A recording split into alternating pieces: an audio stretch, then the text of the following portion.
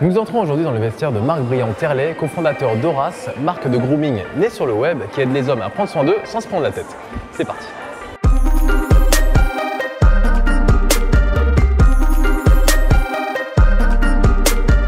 Salut Marc. Salut Lucas. Tu as insisté pour qu'on tourne dans ce vestiaire 2 chez toi, parce que apparemment tu as pas mal de pièces à nous montrer, mais avant j'aimerais qu'on parle d'Horace. Pourquoi tu as décidé de monter cette marque? Alors il y a 3 ans, j'ai mis 3 semaines à racheter du gel, par feignantise et du coup procrastination. J'avais cherché un gel spécifique, du coup j'avais la flemme d'aller en magasin. C'était compliqué d'acheter ce produit en ligne, donc petit à petit je me suis rendu compte que finalement voilà, quand on est un mec qui a envie de produits de meilleure qualité, qui a envie d'un service agréable et qui a envie que les choses se passent un petit peu plus facilement, il n'y avait pas grand-chose. Et en fait, tu te sentais pas assez guidé dans ta démarche de recherche de gel? Typiquement, il y a plusieurs soucis. C'est vrai que tu as des questions hyper simples, mais que tu te poses, qu'évidemment tu poses rarement à tes potes parce que c'est pas la discussion favorite que tu as avec tes potes. Au moment, il faut quand même répondre aux gens, tout simplement, et rendre disponibles des produits, de créer nos propres produits.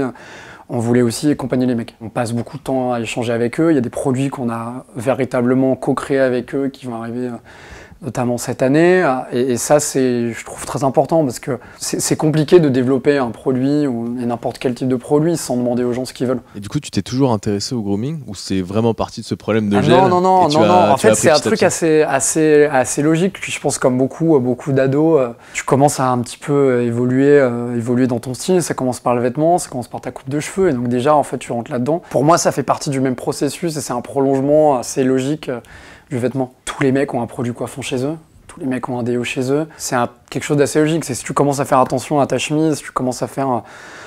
si tu fais le choix de pas te raser non plus quotidiennement ou de te raser quotidiennement, tu fais déjà des choix qui sont des choix de grooming. Donc en fait, finalement, c'est quelque chose qui est pris au quotidien. On est content de pas avoir la peau sèche et d'être bronzé, par exemple. T'as senti une évolution ces dernières années par rapport à ça?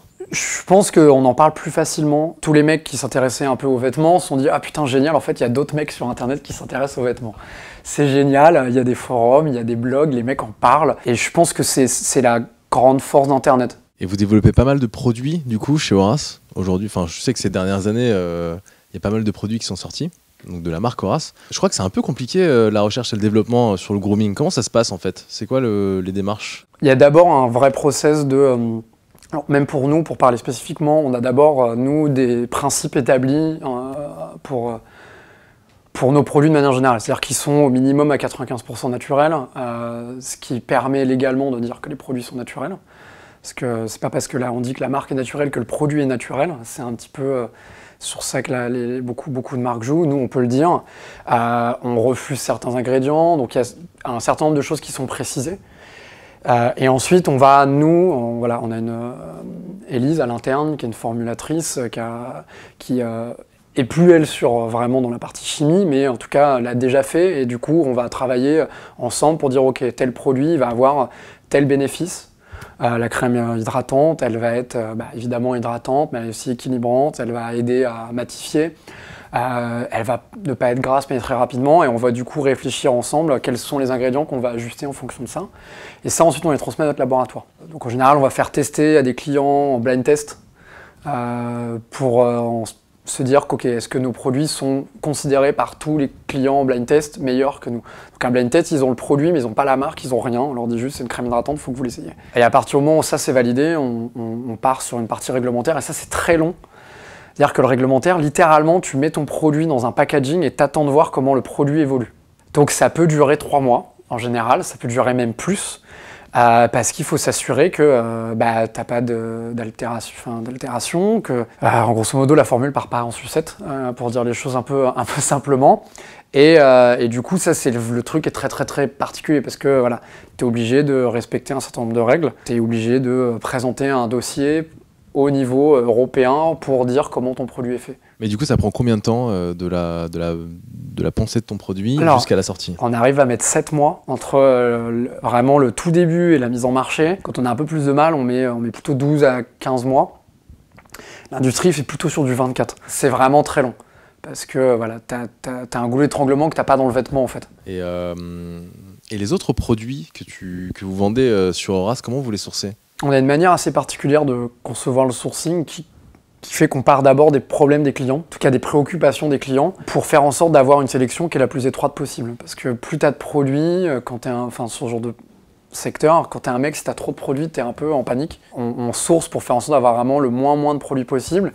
Donc une fois qu'on a vraiment établi quelles sont les préoccupations des gars, on va rentrer sur les marques en essayant de trouver des marques qui correspondent le mieux. On va se focaliser sur ça en faisant aussi attention au prix. Et à partir de là, voilà, on les fait rentrer sur le site assez rapidement. Alors Marc, on va parler de ton style maintenant.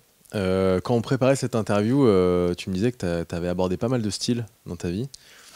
Comment tu définirais ce style aujourd'hui? Je trouve que la meilleure manière de résumer, qui est un peu une réponse de Normand, je l'annonce tout de suite, mais c'est un style assez casual, c'est-à-dire que c'est quelque chose de très décontracté. J'ai beau aimer les costumes, même un costume, je préfère quand c'est plutôt une épaule napolitaine que quelque chose de très anglais. Du coup, j'ai vraiment tendance à avoir quelque chose de très... Non, ouais, c'est juste casual. Et t'as commencé très jeune du coup à t'intéresser aux vêtements? Bah oui, oui. Et est-ce qu'aujourd'hui tu testes encore des vêtements? Est-ce que ton style, tu le sens encore évoluer? L'avantage c'est que plus t'as essayé de choses, plus tu maîtrises ce qui te va pas en termes de coupe, en termes de... déjà beaucoup en termes de coupe. Tu maîtrises aussi ce avec quoi tu te sens vraiment à l'aise. J'adorais être un mec qui est capable de mettre un costume 3 pièces tweed. Je connais quelqu'un qui le fait très bien. C'est pas mon style. Voilà. Peut-être que ce sera mon style dans 10 ans parce que je me sentirai plus à l'aise avec ça. Donc je teste encore plein de choses. Je me suis mis au mocassin à 25 ans. J'ai pas réussi à le mettre tout de suite. Parce que, mine de rien, le jour, quand t'es habitué à mettre beaucoup de baskets, à la limite un peu des brogues, voire des boots, passer le mocassin c'est quand même un truc qui est à la fois très décontracté mais qui est en même temps très connoté sur un certain nombre de choses. Maintenant, je porte même des mocassins à glands. Donc tu découvres aussi certains trucs. C'est un peu comme ce que je fais au travail avec Horace, c'est du test and learn, quoi. T'apprends, ça marche pas, c'est pas grave. Et où est-ce que tu te documentes aujourd'hui? Aujourd'hui, je me documente moins. Surtout, j'ai passé beaucoup de temps à me documenter. Je me documente encore, je vais encore beaucoup sur des forums. Je suis plus actif parce que être actif sur un forum, c'est impossible. Enfin, c'est possible quand tu es encore étudiant. Je trouve que quand tu passes dans la vie professionnelle où c'est un peu... Enfin, moi, j'y arrive pas. Je sais qu'il y en a qui arrivent parce que je me souviens discuter sur des forums avec des mecs de 40 ans et qui m'ont appris beaucoup de choses, justement. Mais moi, j'arrive pas à tout faire. Et après, j'ai la chance d'avoir des amis qui sont en général très passionnés par le sujet, qui, pour certains, travaillent dans ce secteur. C'est aussi s'apprendre des choses mutuellement. Typiquement, Gauthier, dont vous avez fait le vestiaire, est un très bon pote. Et on a des discussions sur le sujet assez régulièrement. J'en ai pas mal d'autres comme ça, justement, qui sont des amis que j'ai rencontrés en général sur des forums. Je crois que tu as pas mal de jeans, des jeans aussi un peu destroy. Est-ce que tu peux me parler un peu de tous tes jeans que tu as et surtout où est-ce que tu les trouves? Et est-ce que tu achètes du vintage? Enfin, comment tu te débrouilles pour avoir autant de belles pièces? Je me suis mis un peu au jean, comme tous les mecs un peu de mon lycée à l'époque. Gauthier en parlait justement, c'est-à-dire que tu te mets au replay, au diesel, et, comme tous les châles de l'époque, parce que c'était un peu le truc. Et en fait, rapidement, j'ai compris que c'était pas trop pour moi, donc ça m'allait pas. C'était pas top. Et en fait, j'ai commencé, je sais plus comment ni pourquoi, mais en fait, j'ai commencé à m'intéresser plutôt à l'Americana version japonaise, en fait. Et en fait, j'ai découvert une boutique qui était rue du Roi de Sicile à Paris, qui est à Rivoli, qui s'appelait Tokyo It. Là, j'ai commencé à vraiment m'intéresser au jean via les vintage clothing. Enfin, pour le coup, je dois beaucoup à la marque. T'avais vraiment toutes les coupes, donc tu avais un truc hyper intéressant. Dire, quand t'es néophyte, t'avais une marque qui t'expliquait enfin. On te dit que en fait, entre le premier 501 et le 501 d'aujourd'hui, en fait, c'est plus le même. Et du coup, je trouvais ça vachement intéressant parce que du coup, tu vois effectivement une énorme évolution entre ceux où tu as une seule poche, une coupe hyper large avec une martingale et quand tu arrives avec le premier zip de 1954, déjà tu as un gap incroyable. En plus, j'étais fasciné par ce truc. Quand tu commences à aller sur les forums et que les mecs te disent alors tu as acheté un brut là? Ok, alors mec, un brut, il va falloir que tu fasses certaines choses. Alors déjà, tu vas commencer par te baigner avec. Là, tu fais. Les mecs, ils te racontent quoi, tu vois? Genre, le fameux bain d'eau tiède. T'es là, genre, qu'est-ce que tu me racontes, quoi? Moi, je suis curieux, je l'ai fait direct, quoi. Je me suis dit, vas-y, allez, on va voir ce que ça fait. Alors, déjà, t'hallucines parce que tu te mets dans ton bain. bah, ton bain change de couleur, tu dis putain, tu sors du bain, tu fais qu'est-ce que j'ai fait, il va falloir que je gratte toute ma baignoire, tout mon bac de douche, puisque c'est bleu au complet et tout. Et en fait, tu te rends compte que bah ouais, c'est vrai que ça prend un peu mieux la forme. Donc en fait, à un moment, tu le fais un peu plus facilement, et puis finalement, après, ça te fait marrer, quoi. Enfin, en tout cas, moi, ça me fait marrer. Tu le fais toujours, du coup? Je le fais toujours. En fait, c'est du folklore. En fait, t'as un moment où, finalement, c'est ce truc de... Ça met une expérience au produit. C'est-à-dire qu'après, c'est toi qui vas véritablement le finir par la manière dont tu le portes, par juste tes habitudes. Et tu vois vraiment, et c'est ça qui est fascinant quand tu prends une pièce de vintage, c'est que tu vois vraiment ce que le mec faisait. C'est-à-dire que tu peux réfléchir et tu dis, ok, là, le mec, a priori, vu l'usure, il avait l'habitude de faire telle ou telle chose. Un mec, s'il a l'habitude d'avoir les mains dans ses poches, sur un jean brut, tu le vois. S'il a l'habitude d'avoir les mains que dans une seule poche, tu le vois aussi. Et ça, c'est un truc que je trouve... dingue. Et t'achètes du vintage un petit peu? Plus trop, pour une raison hyper simple, c'est que ça prend beaucoup de temps de chiner correctement du vintage. J'aimerais beaucoup avoir le temps de le faire. J'y ai passé beaucoup de temps parce que c'est fascinant, c'est-à-dire que tu trouves des trucs uniques, tu trouves des trucs qui sont dans des pièces qui sont d'une qualité dingue. Après, c'est vrai qu'il y a un temps à investir, mais je porte encore beaucoup de vintage. Je porte encore des vestes, des chaussures. J'ai une paire de Brocs que j'ai acheté il y a presque 10 ans, qui tient hyper bien, que je porte pas toute l'année, mais presque, voilà. Donc je me suis fait aussi beaucoup avoir sur du vintage parce que j'ai acheté beaucoup sur eBay. Je fais partie de ces gars qui mettaient des réveils la nuit pour se réveiller, pour finaliser une enchère. Ne faites pas ça, vous avez une vie, dormez, c'est vachement mieux. Et puis surtout, vous allez moins fatigué le lendemain. C'est vrai qu'à un moment, t'arrêtes de te lever à 4h du matin pour bider sur un truc que tu reçois, qui est pas à ta taille, tu sais pas quoi en foutre. Maintenant, j'ai besoin d'avoir une sélection hyper choisie parce que même aller chez Killiwatch et passer en revue 150 vestes en jean, ça te prend quand même l'après-midi. Et je sais que je vais y passer l'après-midi en fait. Alors Marc, est-ce que tu peux nous montrer un peu tes jeans Destroy? On en parlait tout à l'heure. Ils sont Destroy parce que je les porte tellement souvent qu'ils sont abîmés. Je n'achète pas de jeans pré-troués. Alors ça, c'est un LVC, donc un 501 Z54. Ce jean est un jean brut à l'origine. Vous voyez qu'il l'est beaucoup moins aujourd'hui. Et il était, je sais même plus sur quel grammage c'est fait, honnêtement. Je l'ai fait reprendre plein de fois, c'est-à-dire que j'ai fait entièrement reprendre voilà, au niveau de l'entrejambe parce que ça avait pété partout. Je l'ai fait reprendre à l'intérieur parce que la poche avait pété. Ce qui était d'ailleurs un défaut sur les LVC de cette époque-là, où ils avaient, je sais pas ce qui était arrivé, mais ils avaient fait un choix de coton sur les poches assez mauvais. Et moi j'ai toujours tendance à avoir quelque chose dans mes poches, enfin, pour près comme beaucoup de gars, et du coup elles avaient complètement lâché. Et là on voit qu'elles lâchent d'ailleurs encore à certains endroits. Et du coup, ce jean, j'utilise aussi en modèle pour voilà, tous mes jeans, dont voilà, ce jean Orslo, qui est un 105, qui est sur une toile 13,5 et qui en fait le 105, il y a deux jeans chez Orslo, il y a le 105, le 107, qui sont tout est fait au Japon, c'est hyper bien monté, les toiles sont hyper belles. Le 107 est hyper étroit. Et en fait, le 105 est très droit. C'est-à-dire qu'en revanche, sur un mec fin comme moi, t'as l'impression que soudainement, tu sais pas ce qui se passe au niveau du genou, ça ressemble presque à un pas de def. Et du coup, voilà, j'ai fait entièrement reprendre le jean en fait sur ce modèle-là, parce que c'est ce 501Z de LVC, c'est la meilleure coupe ever. J'ai des discussions assez régulières sur le sujet, et beaucoup de gens sont assez d'accord sur le truc. Je sais pas, tous les jeans où maintenant je les rachète, littéralement, je donne ce jean à mon tailleur, je donne le nouveau jean, je dis voilà, tu me refais la même coupe. J'ajuste parfois la longueur parce que celui-ci est pour le coup très court.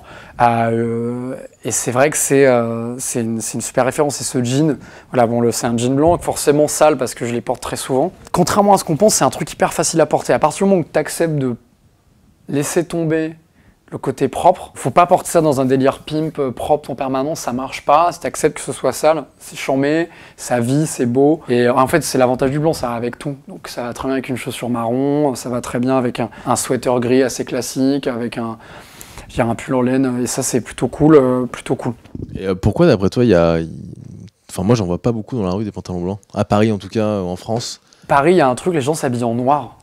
Il y a une culture du vêtement noir à Paris, qui est moi un truc qui me rend hyper triste parce que je porte pas de noir, je trouve que c'est un non-choix. C'était un débat et voilà, je pense qu'il y a des gens qui... Mais moi je trouve que c'est pas faire de choix, c'est-à-dire qu'en gros, le noir ça va avec tout, c'est pas franc, tu peux mettre ça avec ce que tu veux. Je trouve pas ça pas très intéressant du coup. Et le blanc c'est l'extrême opposé, c'est-à-dire que t'as ce truc de... Tu mets un jean blanc et te disent tout le temps que si tu mets un jean blanc, ah oui, t'as mis ton jean blanc, ah oui, t'as mis ton jean blanc. Moi, je l'ai eu, après, moi, je m'en fous complètement. Et après, une fois qu'en plus, tu as cette pression sociale de t'as mis un jean blanc, tu le vois souvent dans des cultures qui ont l'habitude d'être un peu plus excentriques dans les couleurs, dans les choix. Et mine de rien, en France, on est assez conservateur dans le... même quand tu vois comment les politiciens sont habillés ou comment on te demande d'être habillé, c'est très noir, même rarement bleu marine. Et c'est un peu triste. Enfin, moi, je trouve ça un peu triste. Et tu as une culture streetwear aussi qui est assez développée. Est-ce que tu peux nous en parler? Ouais, bien sûr, ça a commencé assez simplement. C'est-à-dire que fin 6e, je me mets à écouter du rap, comme je pense tout mec né à cette époque-là à peu près. Enfin, peut-être pas tous, mais beaucoup. Et du coup, je commence à m'intéresser. C'est à cette époque-là que notamment, il y a on voit arriver en France les premières marques faites par des rappeurs. Typiquement Comate qui était fait par Joey Star. Et du coup, je commence à m'intéresser à ça. C'était vendu par un skate shop dans ma ville à Melun. Et en fait, y a quelque chose d'intéressant parce que tu as cette affiliation entre tes activités d'ado qui sont, alors moi au début le rap, après plus du skate et plus généralement, après je suis revenu très rapidement surtout à un focus rap moi. Et c'est vrai que tu avais quelque chose d'intéressant, de facile à porter. Le streetwear, c'est quand même beaucoup de t-shirts et après, surtout une culture du t-shirt à l'origine parce que c'est le truc quand t'as pas d'argent et qu'en général, la manière dont les mecs dans streetwear montent une marque, c'est tu vas floquer des t-shirts et après tu vas surtout piquer dans plein de vestiaires différents des pièces. Et c'est ça aussi qui, je pense, m'a aidé à avoir une super ouverture d'esprit. C'est tellement devenu normal le streetwear que tu t'aventures un peu plus avec le luxe. Je pense que vous avez vu Vuitton, je pense que vous avez vu parler de Vuitton et Suprême récemment. Il y a un truc un peu plus longtemps, qu'ils font assez souvent, c'est Suprême et comme des garçons shirts, où là du coup tu as un avant-arrière dépareillé avec pour le coup un truc que tu retrouves très souvent, ces shirts, qui est le poids. Moi je trouve super joli et même il y a 4 ans et comme aujourd'hui il y a des choses en streetwear que je trouve intéressantes. Je me tourne peut-être plus autant vers les pièces très t-shirt comme je peux avoir. Par exemple, j'ai du Fresh Jive qui est une marque qui avait été montée par un mec qui s'appelle Rick Klotz, probablement un des mecs les plus drôles sur internet encore aujourd'hui, qui est vraiment du streetwear californien, donc très fluo. Il avait notamment monté aussi Warriors of Radness, qui était une marque de surf hyper 80 fluo à côté. C'est un peu plus compliqué d'aller au taf avec ça. Bon, moi j'y vais parce que je suis mon propre boss. Donc, et puis de toute façon, nous on s'en fout. J'ai du classique Suprême, qui est la seule fois où j'ai campé vraiment devant Suprême. Je le referai jamais de ma vie. C'est pas très intéressant de camper devant chez Suprême. T'as les trucs pareils de Fresh Jive qui sont inspirés ça, du visuel de Gator, qui est un skater années 80, choses qui reviennent. Et puis après, j'étais même allé très loin sur les marques encore plus indé que Suprême, montées par des potes de mecs de Suprême qui sont Jason Deal, Anthony Van Engelen, Fucking Awesome, où là t'es sur des trucs un peu plus compliqués à porter.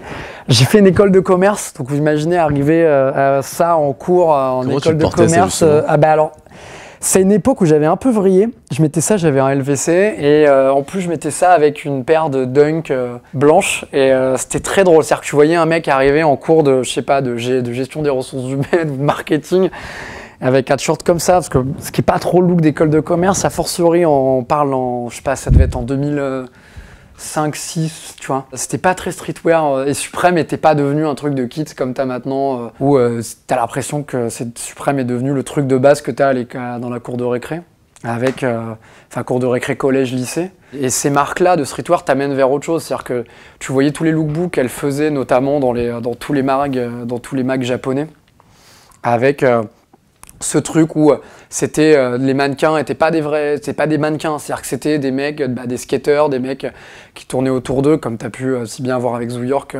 ou Stussy, etc. Et ça, c'est la première fois en fait qu'on te faisait du marketing un peu plus intelligent, où tu fais ok, le mec ça pourrait être moi en face, les mecs te parlent normalement, tu vois qu'ils ont monté ça un peu de bric et de broc au début, c'est vachement plus humain et les mecs t'ouvrent les yeux sur des pièces que tu n'irais pas chercher. Moi, je me souviens regarder un costume chez Suprême parce qu'ils avaient fait un costume avec Adam Kimmel, au même titre qu'ils ont fait des chemises avec Tom Brand. Et moi, j'ai découvert Tom Brand par Suprême. C'est les marques de streetwear t'offrent une ouverture en termes de vêtements que peu de marques font. Tu parlais de la qualité, justement, de Suprême. T'en penses quoi aujourd'hui? Est-ce que c'est grave d'acheter un produit qui n'est pas forcément de qualité? Tant que tu es conscient de ce que tu achètes, je ne vois pas où est le problème. C'est-à-dire que tu as ce t-shirt Suprême, même si tu prends la chemise. Ok, c'est une chemise comme des garçons shorts. Je l'ai acheté probablement les yeux de la tête, elle a dû me coûter 200 €, je pense. Elle est mal montée, elle s'est abîmée super vite, la couleur est passée super vite. Après, ça m'empêche pas de la trouver bien parce que c'est deux marques qui me plaisent, que j'avais jamais eu de chemise rouge, qu'elle a ce truc de shirt, du match de motifs que je trouve vachement intéressant et c'est pas un drame en fait. À un moment, tu sais, et puis Suprême te ment pas non plus. Je veux dire, quand ils te vendent un t-shirt à 35 $, tu le sais que c'est pas le t-shirt de l'année. Hein. Oui, il est fait il est made in USA, donc tu payes un peu plus cher.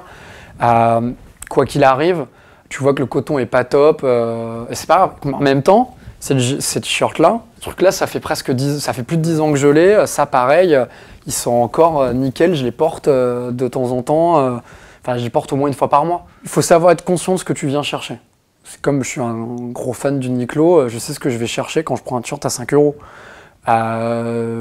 Je sais que si je vais prendre l'équivalent d'un Barbour chez Suprême, ce que j'ai jamais fait, je sais très bien que c'est pas monté aussi bien qu'un Barbour d'aujourd'hui, mais comme il faut être conscient que d'une production à l'autre, c'est-à-dire qu'une marque, sur 6 mois, tu peux avoir une moins bonne qualité. Parce que les mecs, ils ont fait une connerie, ils se sont trompés sur le coton. Ça arrive, c'est aussi ça qui est intéressant. À un moment, tant que les mecs te disent pas ce que tu vas acheter, c'est chambé, c'est une qualité de dingue, ça a duré 30 ans et que ça dure 6 mois, il n'y a pas de débat à avoir. En fait, tant que le mec te ment pas sur ça, y a pas de je vois pas en quoi c'est un problème. Et tu as quelques pièces sportswear à nous montrer? Ouais, quelque chose que j'aime beaucoup aussi, j'ai notamment cette parka Engineer Garment, qui est un truc en fait qui est monté sur un modèle de parka assez classique, années 60, très droite, qui sont juste des belles parkas d'activité outdoor, reprises et remises au goût du jour parce que c'est du Engineer Garment d'il y a je sais pas, il y a pas si longtemps, qui est très bien monté,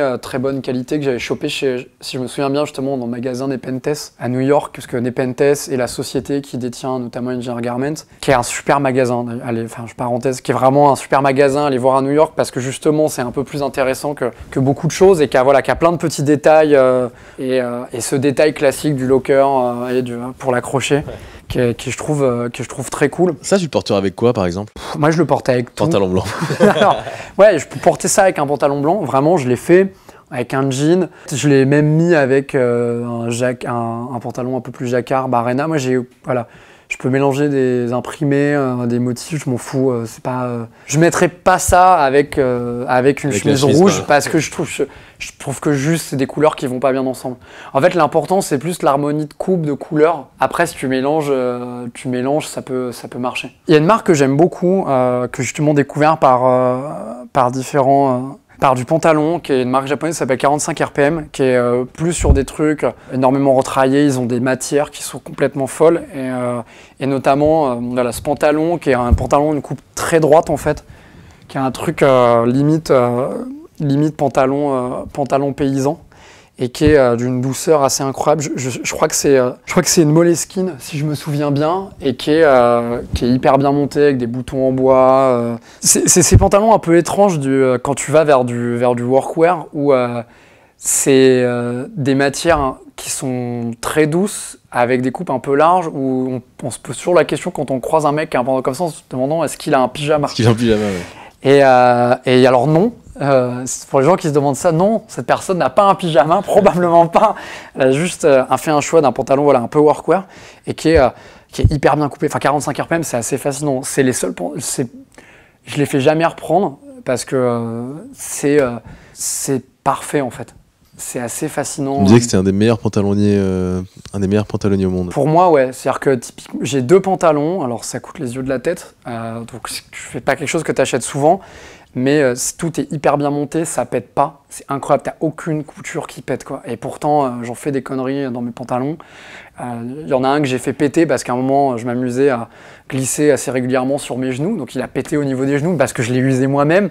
Mais c'est un truc qui a jamais pété à aucune couture. Et après, c'est le service de 45 RPM, c'est le service de ces marques japonaises où si ça pète, tu le ramènes, ils te refont tout. C'est-à-dire que même le bouton, il te le change, il t'explique « Ah, ça va prendre du temps parce que le bouton, on le fait revenir du Japon. » Donc il faut que ça revienne, ensuite on va le remonter parce que du coup c'est 3 semaines. Et t'acceptes parce que déjà ils te le font gracieusement et puis que t'es content d'avoir exactement le même bouton sur ton pantalon. C'est cher ou pas? Ouais, c'est-à-dire que ce pantalon-là, je l'ai acheté en solde dans la boutique qui est rue de Grenelle, parce qu'il y a 2 boutiques. Il y en a une qui était rue Saint-Honoré, mais rue du marché Saint-Honoré, qui a déménagé. C'est chez rue de Grenelle, c'est 300 € en solde. C'est un peu le Incotex japonais, quoi. C'est un peu le Incotex. Ouais, c'est un peu le Incotex. Je sais que c'est une marque qui est hyper prisée de pas mal de gens qui ont le budget, évidemment, et qui aiment les choses bien faites. Et qui aiment le très bon service. Et les très belles boutiques.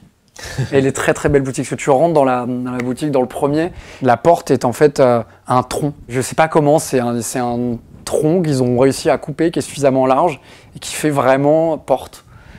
C'est avec de l'accueil à la japonaise qui est toujours un plaisir. J'ai un truc que je porte aussi beaucoup, que j'aime énormément, qui a été fait par Rugby, qui est une marque qui avait été une marque du groupe Ralph Lauren, qui était en gros l'idée d'avoir une marque prépi plus jeune, qui a malheureusement disparu, où ils avaient beaucoup de choses, et notamment fait une M65 qui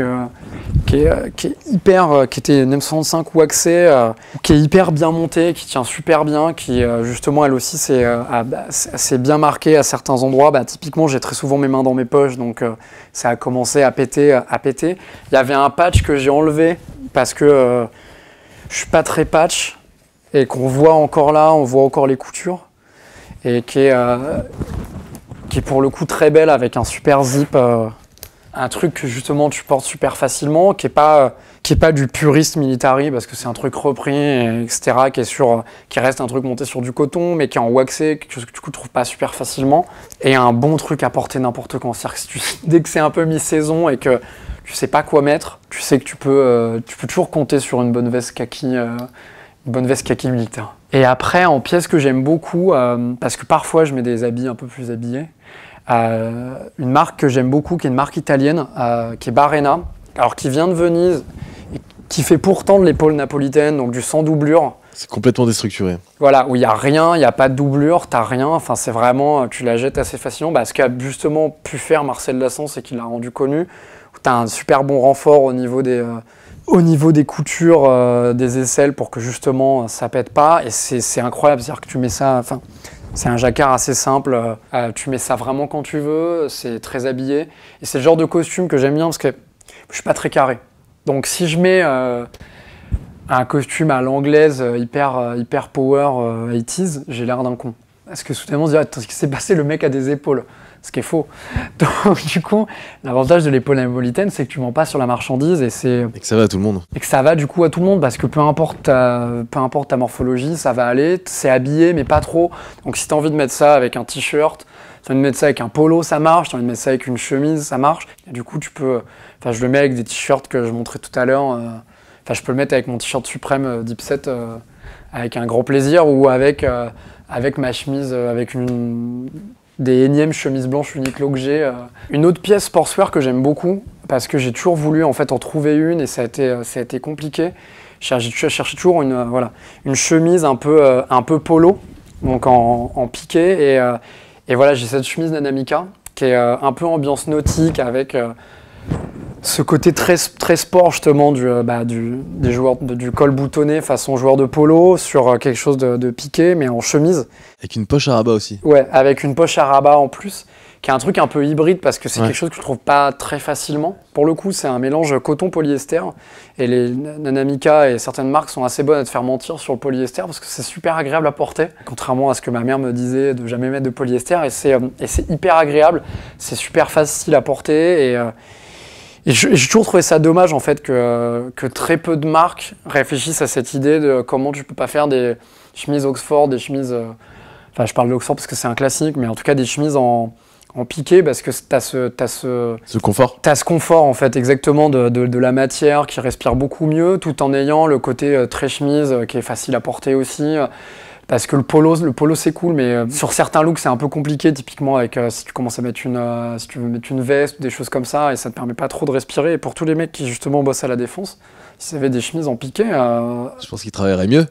En tout cas par 30 degrés, ils travailleraient vachement mieux. Ils seraient beaucoup plus productifs. Tu m'as dit aussi que tu avais pas mal de souliers. Oui. Souliers. Ouais, je vais commencer par des Brogues, qui est un modèle que j'adore en partie, enfin que je trouve hyper cool parce que j'ai toujours eu du mal avec les chaussures sans décoration. J'ai l'impression qu'il se passe rien. Et ce que j'aime beaucoup avec cette Brogue, c'est un truc que j'ai chiné dans un magasin de vintage qui est à New York, dans Nolita. Alors là, elles sont un peu poussiéreuses parce que je les ai pas portées depuis quelques mois. Le cuir est hyper dingue en fait. Bon, elles sont. Alors je sais pas de quelle année elles datent parce que il y a un talon pardon qui est en plastique. Donc je sais pas si c'est un talon qui a été changé après ou si c'est un talon originel. Moi j'ai refait entièrement ressemeler et qui est en tout cas un super beau cuir qui est un marron, donc ça se porte avec tout. Aucune idée de la marque parce que vu que c'est du vintage, j'avais plus rien dedans. Donc impossible, je sais juste que c'est du Made in USA parce que c'est encore visible. Et en fait c'est ma première paire de Brogues. C'est-à-dire que je voulais une paire de Brogues mais j'avais pas trop les moyens non plus de m'acheter justement plutôt une paire de Trickers ou des Alden. Et ça, c'était l'avantage du vintage aussi, c'est que c'est de l'abordable en très bon état, parce que je sais pas du coup si elle a 30 ans ou si elle en a 50. Tout est très bien et c'est un vrai plaisir. J'en ai une autre dans un autre genre, qui est un petit peu plus country, hein, comme dirait Rousse Inurbé, pour les mecs qui s'habillent à la campagne en ville, et qui est une Trickers, donc là qui est plus classique. J'avais un peu plus d'argent, donc je me suis permis d'acheter une paire de Trickers, qui est plutôt sur du bordeaux, qui est une couleur que j'aime bien, parce que, comme je disais, je porte pas de noir, et j'aime bien en fait l'évolution du bordeaux quand ça vieillit, où du coup ça marque vraiment de manière bordeaux. C'est une Trickers c'est très large, enfin ça se voit juste si on compare, tu vois la différence de largeur de pied, les deux sont à ma taille, je peux les porter sans chaussettes, sauf que t'es pas du tout sur la même chose. Et celle-ci, ce que j'aime bien, c'est que c'est une semelle commando, qui est du coup une vraie semelle de campagne, quelque chose que j'aime bien parce que la Brogues, faut quand même pas oublier que c'est une chaussure de paysan, parce que à l'origine les trous en fait sont faits pour que l'eau sorte. C'est-à-dire que les Brogues originelles, pour certaines même en fait, t'as pas de languette. Parce que comme ça permet d'évacuer l'eau quand tu te balades dans les champs. Et je trouvais que justement en avoir une sur une vraie semelle country. Après là, le désavantage, parce qu'il y en a un, c'est que c'est hyper lourd. En fait, je pense que ça fait pas loin d'1 kilo. Non, mais si tu veux... T'es un peu crevé à la fin de la journée, quoi. Bah, si tu veux juste comparer, tiens, je te laisse Lucas comparer pour que tu puisses corroborer. Je crois que la semelle commando joue pour je crois que voilà, donc c'est un bon choix. Il y a bien 500 grammes de... Ouais, peut-être pas 1 kilo, j'exagère. Il y a bien sur les deux, peut-être. Du coup, c'est pas un truc très facile à porter quand tu dois beaucoup marcher. J'ai une autre paire moins Brogues, un truc un peu plus décontracté que je porte beaucoup, qui est un mocassin à gland d'Alden en Color 8, la fameuse Color 8 pour les puristes, qui est le Burgundy aussi, que je porte tout le temps, vraiment, parce que pour le coup, en fait, c'est typiquement avec cette paire de mocassins que j'ai appris à aimer les mocassins. Parce que je trouvais que les glands, c'était plus déconneur que les mocassins classiques.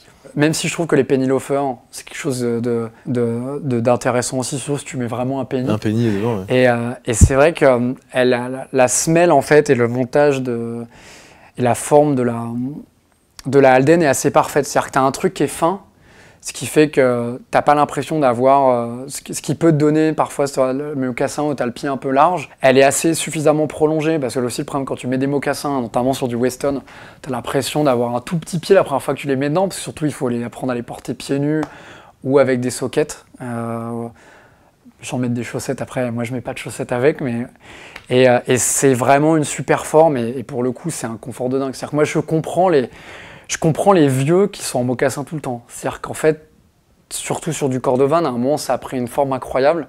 Et ça, c'est super agréable. Et la différence du cordovan, je ne sais pas si vous en aviez parlé ou pas, mais c'est que contrairement aux autres, le cuir classique, qu'il est bien laissé sécher un peu à l'air libre avant de glisser l'embauchoir, sur des semelles en cordovan, il faut tout de suite mettre l'embauchoir parce que ça se resserre en fait super vite. Une fois que ça a pris ta forme, il faut tout de suite mettre un embauchoir. Fait que ça fait un peu de toc. Parce que tu t'arrives chez toi, t'enlèves tes chaussures, le premier truc que tu fais, c'est que tu vas chercher l'embauchoir pour les mettre. C'est un peu comme ces gens qui éteignent la lumière 8 fois avant de partir. Moi, j'ai ce truc de... Je me des choses, je vais tout de suite les mettre avec un embauchoir. C'est vrai que ça aime pas trop l'humidité, le cordovan, non ? D'où l'importance d'avoir des bons embauchoirs, idéalement cèdre rouge, qui est vraiment le meilleur le meilleur bois pour absorber. Moi, j'ai fait le choix d'être all-in et j'ai des embauchoirs Alden dans mes Alden. Et c'est vrai que ça fait 1 an que j'hésite à m'acheter les mêmes en suédine blanche et en suédine beige. Parce que c'est vraiment charmé, sauf qu'elles sont pas faciles à trouver et j'ai un peu moins de thunes en ce moment. Donc je fais un peu plus attention, mais clairement je pourrais passer ma vie là-dedans. Et tu as, pour finir, je crois, une paire de Vans. Oui, à un moment j'ai acheté beaucoup de Vans Made in USA. Bon, j'ai acheté beaucoup de Vans de manière générale. Et Made in USA, ce qui est assez intéressant, c'est que c'est pas exactement les mêmes formes. En fait, le pied, la forme a grossi depuis, elle est beaucoup plus large. L'avantage des Made in US, c'est que ça pète pas du tout. Celle-ci, je l'avais acheté justement chez Tokyo 8, là où j'ai acheté mon premier LVC. Ils avaient reçu un super stock à cette époque-là. Ma petite sœur en âge, des potes qui en ont aussi. Et c'est incroyablement beau parce que t'es sur une suédine bleue avec une semelle noire, alors, qui est quelque chose que tu trouves assez rarement, même chez Vans aujourd'hui, et un confort qui est hyper agréable. Et c'est à cause de cette chaussure que je me suis mis à acheter énormément de Vans sur eBay, quoi. Parce que c'est des genres de choses que tu trouves assez facilement made in USA. Tu avais des motifs assez dingues et en fait tu te rends compte que beaucoup de choses qui sont rééditées chez Vans sont en général des trucs qui existaient déjà dans leurs archives. Et Vans fait partie de ces rares marques-là qui pendant très longtemps n'a pas tenu d'archives. Ils ont été obligés en fait de racheter beaucoup de stocks. Et ils avaient notamment travaillé avec Dimitri Kosk, qui est un des plus gros collectionneurs au monde, pour juste être capable de sourcer tout ce qu'il avait pour rééditer, parce qu'en fait, en Made in USA, tu avais des Mickey, tu avais des motifs amérindiens, tu avais des motifs Winnie l'ourson, tu avais des trucs très classiques en suédine bleue aussi, et c'est une très très belle marque pour le coup en Made in US. Et aujourd'hui, tu portes quoi? Là, j'ai un pantalon fatigue de Horslow. Pour le coup, très agréable, surtout quand il fait chaud, et qui est quelque chose que j'aime beaucoup porter en été, évidemment. Je pense que je devrais probablement acheter en kaki aussi, et en bleu, parce qu'il est très bien coupé. Enfin voilà, Horslow, encore une fois, je dis, c'est super bien. Et j'ai un pocket tee suprême, qui résume à peu près tout, qui est... pareil, ce qui est surmonté sur un super coton pour le coup, parce qu'il n'y a pas que les tees imprimés chez Supreme, tu as aussi du plus haut de gamme, notamment des pocket tees qui sont sur une gamme de prix un peu plus élevée, dont les cotons sont très bons, très agréables, tiennent très très bien. Et là, je suis pieds nus, mais tout à l'heure, j'étais dans mes Birkenstock blanches en plastique, là, je ne sais plus quelle matière c'est, en sorte de mousse, qui sont vraiment le tube de l'été. De tous mes étés, parce que c'est hyper confortable, c'est super léger, donc voilà. C'est quoi un mec qui a du style pour toi? Pour sortir une La Palissade, c'est un peu la Sprezzatura, qui est un truc que j'ai tatoué dans mon dos, d'ailleurs, parce que j'ai aussi quelques tatouages un peu partout, dont la Sprezzatura tatouée, et c'est vraiment ça, c'est ce truc de porter de tout porter comme si c'était très naturel, d'être habillé dans tous les styles avec des choses très classiques, parfois un peu plus surprenant. On a l'impression que c'est complètement normal. Alors Michou, c'est un exemple un peu drôle, mais c'est vrai. Nick Wooster, c'est le cas. T'as des mecs comme Travis Scott, qui est un rappeur, producteur aux US, qui est un style qui est plutôt hyper bien parce qu'il mélange des trucs justement très sport, très camo, très streetwear qui sont hyper surprenants aussi. Donc je pense que vraiment le principe, c'est vraiment ce truc nonchalant. Ouais, c'est la nonchalance maîtrisée. Ouais, parce que tu sais en vrai, tu sais ce que tu as acheté et tu sais ce que tu portes. Après, ne pas donner cette impression que tu l'as acheté, que c'est neuf et que c'est hyper abusé. Et Nick Wooster est quand même je pense que pour le coup, Nick Wooster, c'est quand même un mec, il est capable de porter n'importe quoi. T'as l'impression que c'est hyper normal. Et ça, je trouve que c'est un bon exemple, un très bon exemple de spreads. Et tu portes des accessoires? J'ai une boucle d'oreille en or blanc qui est justement aussi un cadeau de ma copine qu'elle m'a racheté il y a quelques années parce que je voulais justement mettre une boucle d'oreille qui est la première que j'avais quand je fais percer les oreilles. J'ai eu aussi des faux diamants zirconium à l'oreille. C'est à peu près tout. Je pense pas trop. Étant en primaire, j'ai eu des bijoux amérindiens. Je trouvais ça très cool. Après, je me suis arrêté là. Je porte même pas de montre en fait, ou très rarement. Mon seul rêve, si je mettrais une montre le jour où j'aurai une Rolex Mickey, parce que c'est ma Rolex préférée et que je trouve vraiment qui est une oyster perpétuelle et qui est charmée. Je mettrais une montre quand j'aurai ça et c'est tout. Je suis pas très accessoire. Non pas que j'aime pas ça, je trouve que c'est très bien. T'as une super bague qui doit être, j'imagine, une Harpo. Et je trouve très cool. Moi, c'est vrai que c'est pas trop mon truc. Est-ce que tu as des projets pour Horace? On sort beaucoup de produits. Pour le visage avec un exfoliant, des lingettes rafraîchissantes, on sort des gels douche, on sort bientôt, on bosse sur des déos, des shampoings, donc beaucoup de choses là-dessus. Et c'est surtout ça mon focus. Est-ce que le gel ultime dont tu parlais tout à l'heure, est-ce que tu as pu le créer? Eh ben, on a commencé la formulation ce mois-ci pour le sortir au printemps prochain. Si tout va bien, on va être une des premières marques à sortir un truc vraiment naturel. Qui sera beau, qui collera pas et qui sera pas dans un pack vert avec des fleurs. Si tu devais donner un conseil ultime, ce sera le mot pour la fin, ce serait quoi à nos lecteurs? Faut se laisser tenter par des pièces qu'on aime bien, où effectivement a priori on se dirait je sais jamais comment je vais la mettre, mais en fait une fois qu'on l'achète et qu'on la porte, on se rend compte que souvent c'est beaucoup plus facile qu'on le pense à porter. Donc je pense que c'est ce que j'ai toujours fait. J'ai porté vraiment des trucs du coup hyper ridicules aussi à cause de ça, et c'est aussi grâce à ça que je suis arrivé à des pièces qui pour moi sont hyper faciles, qui sont pour justement la majorité des gens ne le sont pas. Et je pense qu'il faut oser et que c'est vraiment important, parce que ça aide aussi à trouver un style qui, oui, certes, on s'habille après tous pareil, on porte tous des chemises, des t-shirts, des pantalons assez classiques, mais qui te permet en tout cas d'aller explorer des choses un petit peu plus intéressantes. Et c'est important de trouver que ce soit par du bijou, par du motif, par des couleurs. Et je pense que c'est vraiment ça, il faut oser. Voilà. Merci Marc. Merci à toi Lucas.